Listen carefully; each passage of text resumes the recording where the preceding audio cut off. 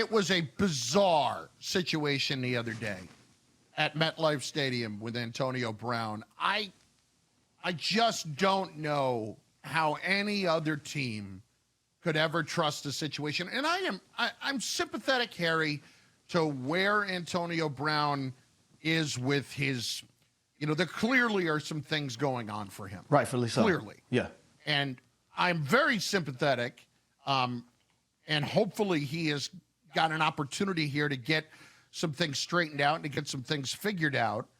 But there's just no excuse for what happened the other day. And I don't know if you're another NFL team, especially a contender, even if there's no risk to it, what the point is in bringing in Antonio Brown. Nope. And I'm saying nope because the simple fact is there's a way to handle every situation. Even if him and Bruce Arians had a disagreement or whatever it may have been, you don't do that. That's not the way you lead a football field. Taking your pads off, taking your shirt off, walking shirtless across the end zone, doing jumping jacks, high-fiving people. That's not the way you do things. That's not the way you do things. That's not the way you handle your business and conduct business at all. In any setting, in any workplace. That's just not the way you do it. And my thing is that if an NFL team decides that they want to bring Antonio Brown back in, especially this year, then you telling me you don't value a lot of things in your organization. Because I know if I was a player on a team and you brought in a guy that just walked off the field during a game from another team, I'm going to feel some type of way, 100%.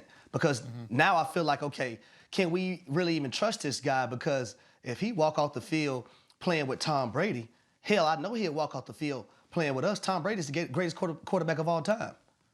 Tom Brady took him in at his lowest points, and he walked off the field on that team while they were trying to come back. Tom Brady fought for him. Yeah. To be a part of that team. It's time for Straight Talk, brought to you by Straight Talk Wireless. And that's the biggest argument. For those who want to suggest, well, a team like the Chiefs, what's the point? Where there's no risk. Why not bring him in? If he acts up, you just cut him. No. You just had the greatest quarterback in the history of the league fight to have the guy, let him live in his house. Yep. And that's how he walks away. It's inexcusable. Hey, listen, at some point, we got to pay attention to the proof in the pudding, Chris. We got to pay attention to all the things that have transpired over and over and over again with Antonio Brown. It can't be ignored. And because he's such a great athlete and because he works so hard, sometimes those things may have gotten ignored. Now is the time that it stops. It stops now. And I'll tell you, Harry, Bruce Arians is not taking a big enough hit here.